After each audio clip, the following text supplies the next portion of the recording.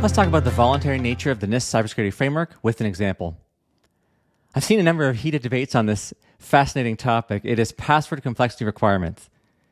Take a look. Is this password secure? Most people are going to say yes. It's long and strong, 20 characters, a mix of character types, and it can't be guessed. If I type it into a password strength testing tool, it tells me it's strong and would take centuries to crack. In theory, that's true, but it's not how things work in the real world. Password security is not a two-dimensional problem that is simply a function of length and complexity. It is a multi-dimensional problem. It's a chain of many links and only as strong as the weakest link. Let's break it down. Issue number 1. It's hard, maybe impossible to remember this long, strong password, so maybe the person using it doesn't have a password manager. Maybe they write it down on a sticky note and put it on their monitor. That's not secure. Or they put it under their keyboard. Also not secure.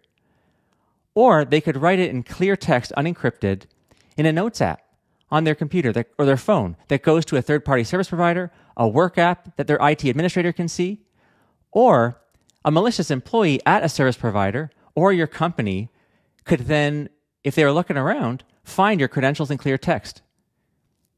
So if our network gets compromised, if the service provider network gets compromised, your password is likely to get compromised, not secure, despite being long and strong.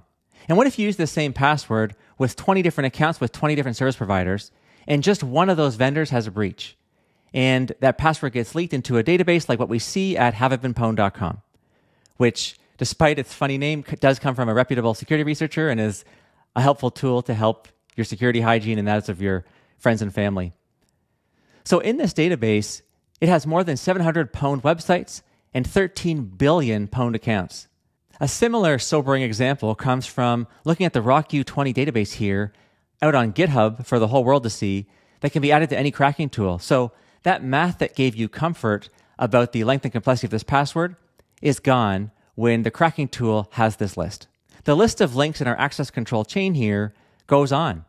There's a famous hacking tool called Mimikatz that steals password hashes from the memory of Windows and is indiscriminate whether that hash was created by a strong password or a weak one. I'm in a soft list of examples there, but I think and hope you get the point. We're building a business case for a need to have multi-factor authentication. And this topic here that is not two-dimensional is where prescriptive frameworks can go wrong.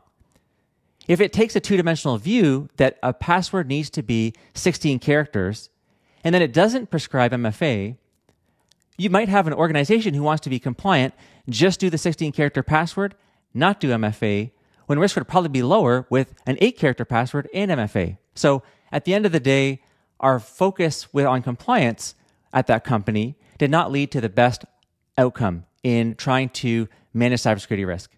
Other options to improve authentication security, other dimensions, could include using known password lists like the RockU database when users make their passwords to not allow any that were already in the wild, time-based one-time passwords, geographic and IP restrictions, and anomaly detection and login monitoring. So this is where the true power of the NIST Cybersecurity Framework comes into play because it takes a risk-based approach to get the best outcomes and not a prescriptive controls approach.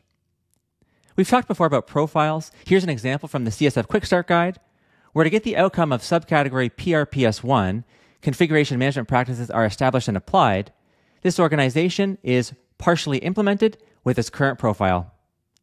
It has a config management policy that is up to date. It has procedures that are sometimes followed, but not consistently. So in our target profile, the goal is to make sure baselines are applied to all systems before production release. All systems will be continuously monitored for unexpected config changes, and tickets will be automatically generated when deviations from baselines occur. The key here is that the organization is defining its own outcomes and overseeing its own cybersecurity risks. It has the power to choose the proper controls from any source needed to deliver the outcomes chosen in the organizational target profile.